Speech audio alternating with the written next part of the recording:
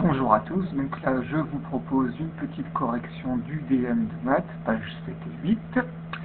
Alors, dans notre situation, il y a des choses qu'il faut déjà repérer. On a ici le coût de production, qu'on va exprimer avec la fonction C de n, et n correspondant aux articles. Alors, autre information importante ici, on voit qu'on est sur une fonction carrée, et n varie entre 20 à 150, ce qui nous donne notre intervalle de définition. Pour la partie 1, alors, pour la partie 1, je vous ai détaillé le calcul. Quand on calcule C de 30, on va remplacer du coup n par 30 dans notre fonction de départ. Donc on va faire 0,02 fois 30 au carré, moins 2 fois 30 plus 98, et on trouvait 56. On fait la même chose du coup. Pour calculer C de 100, on va remplacer n par 100, et on obtient 98. Alors, cette partie-là était plutôt bien faite, en fait, quand je vous demandais de déterminer le prix de vente pour 30 et 100 articles. On sait qu'un article coûte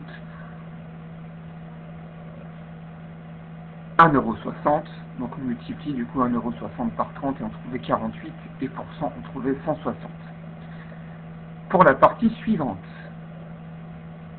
donc je vous demandais de déduire le résultat, savoir si on était du coup bénéficiaire ou déficitaire. Pour 30 articles, il fallait faire 48 moins 56, et on trouvait un résultat négatif, ce qui montre que nous sommes déficitaires, et pour 100 articles, dans ce cas-là, nous sommes bénéficiaires. Donc cette partie-là était plutôt bien réalisée. On passe à la page 8. Donc pour la page 8,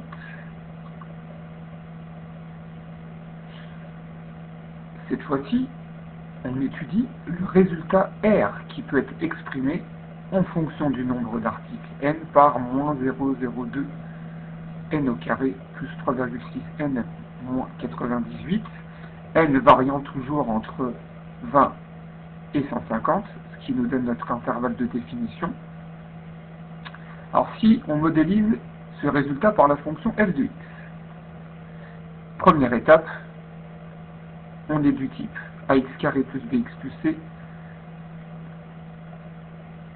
On repère la valeur du coefficient a, qui est moins 0,02. Je vous l'ai mis dessous exprès. Ensuite, b est égal à 3,6 et c est égal à moins 98. Alors, attention, le coefficient a, ce n'est pas moins 0,02 x au carré. C'est juste la valeur qui se trouve justement devant notre variable. Dans cette situation, on voit que a est négatif. Si a est négatif, ça veut dire que la fonction f va admettre un maximum. Dans ce cas-là, du coup, la parabole va être modélisée dans ce sens-là. On aura bien notre maximum. Ensuite, pour calculer l'abscisse du sommet de la parabole, donc je vous avais remis la formule. Pour calculer l'abscisse, c'est moins b sur 2a. Donc là, on remplace par la valeur des coefficients qu'on a trouvé juste au-dessus. On réécrit bien la formule. Notre formule démarre bien par le moins qu'on retrouve ici. B, c'était 3,6. Et 2 fois a, donc 2 fois, et on met bien les parenthèses, moins 0,02. Et on ferme la parenthèse. En calculant, on trouvait 90. Pour calculer l'ordonnée, du coup, de notre maximum, on va calculer f de 90. Donc dans ma fonction f du dessus, on va remplacer x par 90. Et on fait son calcul. Donc moins 0,02 fois 90 au carré, plus 3,6 fois 90 moins 98, et on trouvait 64. Et ceci, du coup, nous donne les coordonnées de notre maximum. Donc ici, c'est un sommet. Donc le sommet a pour coordonnées 90, 64. On met bien l'abscisse avant l'ordonnée. Le A dans l'alphabet est placé avant le O. Donc abscisse ordonnée. Ensuite, alors là j'ai eu quelques petites erreurs. Alors, concernant le tableau de valeur. Alors, pour le tableau de valeur, soit on faisait tout à la main, C'est-à-dire que pour calculer, pour x est égal à 20, il fallait calculer f de 20 et on trouvait moins 34, etc. Sinon, si vous disposez d'une calculatrice graphique avec la fonction table, donc dans ce cas-là, on peut aller dans la fonction table, du coup, on paramètre sa calculatrice, on saisit la fonction, on met la valeur de départ, la valeur de fin.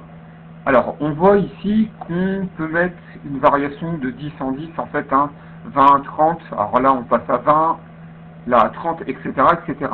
Mais en tout cas, dans le step sur la calculatrice, on aurait pu mettre un pas de 10 et ensuite avoir l'ensemble du tableau, pour aller un petit peu plus vite, pour avoir l'ensemble des valeurs. Alors, je vous rappelle quand même pour le tableau de variation. On sait que x varie entre 20 et 150. Donc c'est déjà les valeurs qu'on va avoir ici. Et qu'on a notre maximum obtenu quand x est égal à 90 et que la valeur, donc f de 90, c'est égal à 64. Ici, on va indiquer f de 20 qui est égal à moins 34. On l'a calculé dans le tableau de valeurs juste à côté. Et ici, f de 150 qui est égal à moins 8. On sait qu'on a un maximum, alors soyez filous dans ce cas-là, donc on sait que les variations, ça ira dans ce sens-là. On sait que notre parabole, du coup, ici, elle sera orientée de cette façon-là, en fait. Je vous rappelle que le tableau de variation, il retrace les variations de notre parabole. Ok?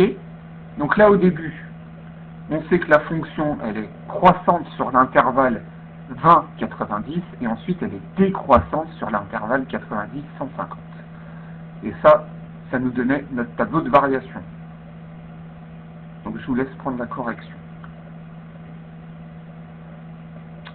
Ensuite, le retour à la problématique. Donc en utilisant les résultats précédents, déterminer le nombre d'articles n pour que le résultat soit maximal. Donc le résultat maxi sera obtenu pour 90 articles avec 64 €. Voilà, à bientôt pour de nouvelles aventures.